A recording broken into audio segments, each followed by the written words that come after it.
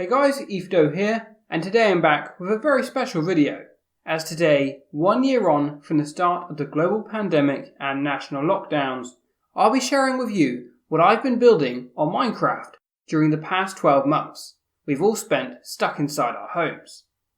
This is also a special video as we recently surpassed 20,000 subscribers, and what better way to celebrate that than by looking at what I built during 2020. Despite uploading to YouTube for more than 8 years now, it's very rare that I've ever showed off the worlds I actually play on but I'm not filming a video, so I do hope you enjoy this rare insight. That being said, a couple of the worlds that I'm about to show you have, very briefly, shown up in a few of my other videos over the past 12 months, so any long-term fans may actually recognise a few places without previously realising what they were. Just before we jump into this first world, I do want to say a massive thank you to everyone who is subscribed. It really does mean a lot to know that people are enjoying the videos and finding my tutorials helpful, so thank you very much for supporting this channel. The first world I want to show you is this huge survival village. I've been working on this world with my good friend EthDo since June 2020, and we still play on this world even now. And while I could genuinely talk about this world for over an hour, for the sake of today's video, I just want to share with you some of my favourite parts of the world. The village originally looked like this when we started, but over the past 10 months we've been building it up. We've bred the villagers from the original population, which dropped as low as 5 or so villagers at the beginning, to a staggering 300 plus today. Archer's been doing regular population counts since we started on the world, and we have been trying to keep up with the growth rate by adding more and more houses and beds. I recently made this map to show the number of beds in each home. You'll notice that they vary considerably, with some homes housing just a handful of villagers, to others with 20 plus. The building with the most beds is our homeless shelter, which holds 54 beds, and is typically full every night. We've also tried to maintain a good employment rate, which is currently at 57%. Not the highest it's ever been, but not bad. We've tried to keep this high by adding some work areas into some of the new homes, and we've also started building places of work, including factories and ranches.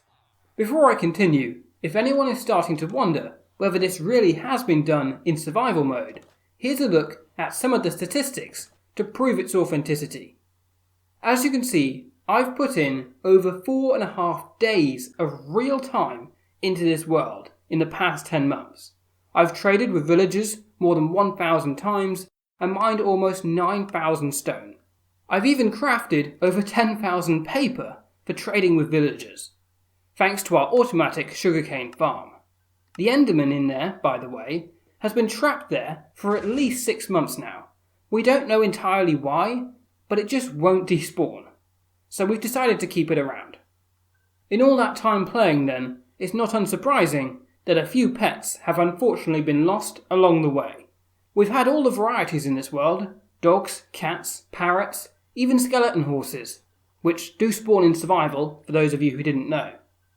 We've been using the original village church as our pet cemetery. 2 of the most unfortunate deaths were our mushrooms, which we attempted to bring back from a faraway mushroom island. The idea was to bring them back through the Nether, as it would reduce the distance we'd need to travel. It was all going well, but after I left Arch alone with the mushrooms, for no more than 2 minutes, just 100 or so blocks away from our portal, they burnt in lava. It really was tragic. Eventually, we did go back and got new mushrooms, who now live in the village. We've also lost a fair few villagers along the way, but not nearly as many as you'd expect. I recently built us this church, primarily to provide us with lots more librarians, but also to provide a space to pay tribute to our fallen villagers. This here is the grave of our former president, who mysteriously disappeared without a trace. Annoyingly, he was the only villager in the entire village who had a mending book trade, hence why we elected him. Unfortunately, we haven't been able to get a new mending trade since. While we have elected certain villagers to be in charge of the others, Arch and I are the true tyrannical leaders behind this puppet regime. But that's not to say our rule hasn't been met with some resistance. Quite recently, EthDo killed a villager who kept getting in his way, and as a result, every iron golem in the village was after him. They very nearly killed him, but he managed to retreat into our mansion, where he was kept under house arrest. Arch built us the mansion as a place for storing our items, keeping track of the population and monitoring employment figures. While the mansion is our own personal space, we do actually share the mansion with one villager. For a while early on, we had a problem with villagers breaking into our mansion and taking our beds. Hence why we now have 2 sets of iron doors at the entrance. However, this one especially persistent villager just wouldn't let it go, and somehow kept getting in. So we granted him his wish to live here, by locking him in the attic. He's been up there for the past 8 months. He's probably forgotten what sunlight looks like by now, but he loves it really. That's all I'll be showing you for this particular world today, but there really is so much more I could share with you.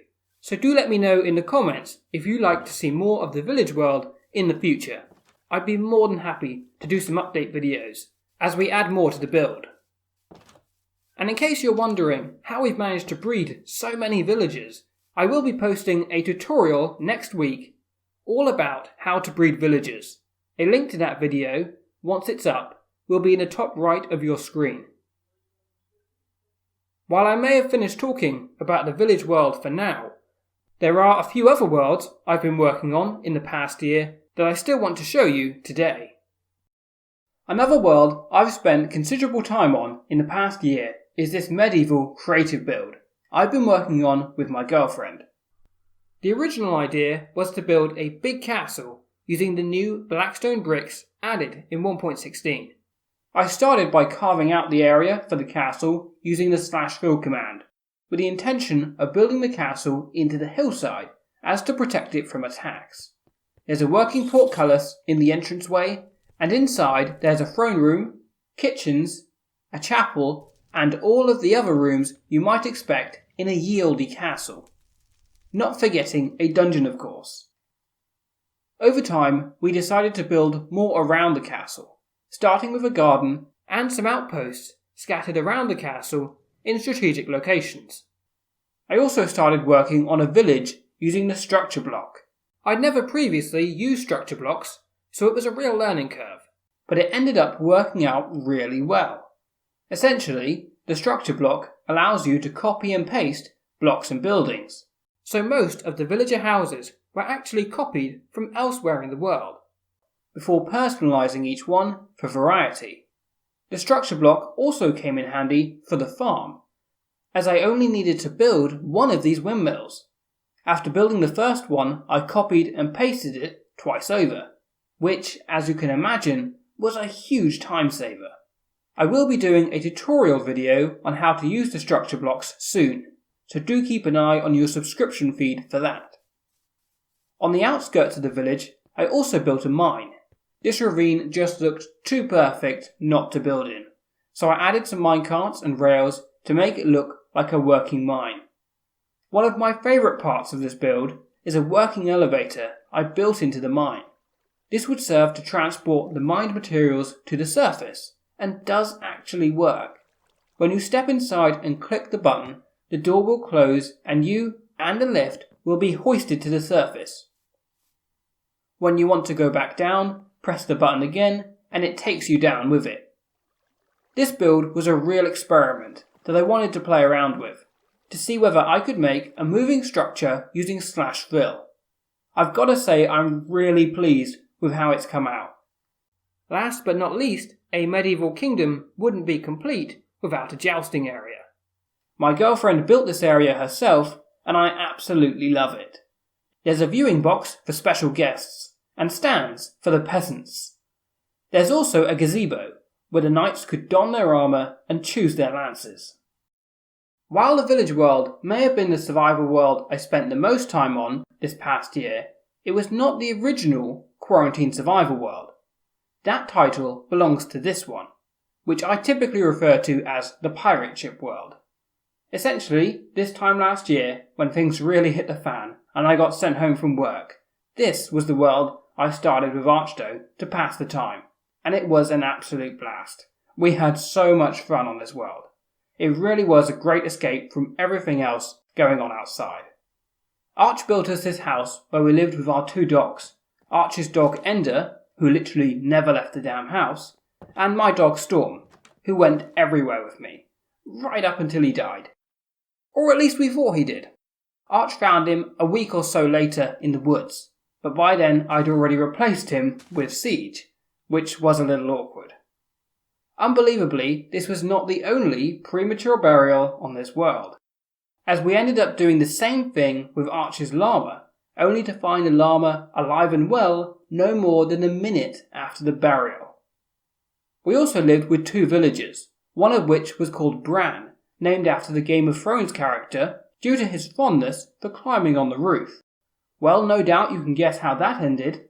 Eventually, he fell off the roof and died, though we strongly suspect he was pushed by our other villager. Outside of our house, I built us a huge crop field, which, as you can imagine, took a very, very long time. I actually built this area while listening to Stan by Eminem on repeat, and now I can't hear that song without having flashbacks to hoeing all this land and planting all the crops.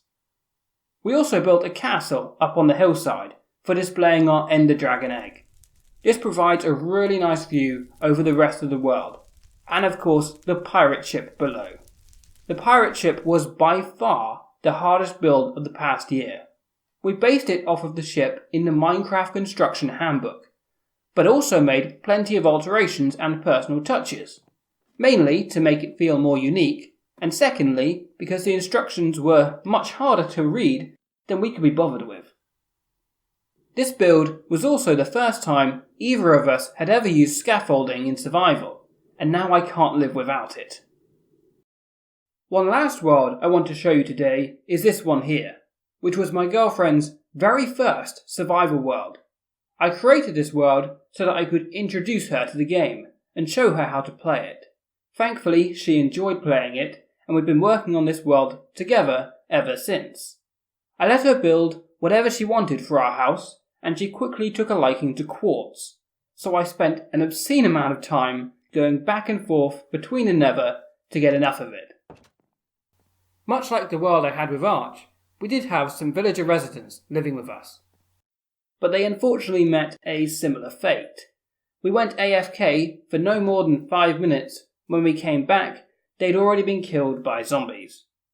You really can't take your eyes off these guys, or they will find a way to die. Personally, I think for a first attempt, she built a very nice house, with an indoor pool, enchanting area, and more. While she was working on the house, I kept myself busy on a few other projects of my own, such as a logging area, complete with big machinery, a bridge with a minecart track, and an underwater biodome. The underwater dome was built to provide an oasis, essentially a nice peaceful area for us to hang out in, without the risk of being attacked by mobs. I also just wanted to challenge myself to see if I could make an underwater dome in survival, and I've got to say, I'm really happy with how it turned out. I really do hope you've enjoyed this insight into what I've been building in my spare time this past year. Given that we've all been through this whole mess together, I would love to hear in the comments what you spent your time in quarantine building on Minecraft. Did you start any new worlds, work on any big projects, or finally finish that build you've been putting off for ages? Either way, do leave a message, and I'll be sure to read them. Thank you once again for helping us to collectively reach 20,000 subscribers. If you aren't already subscribed, or would like to see more Minecraft videos every Saturday, then do consider subscribing. And thanks for watching.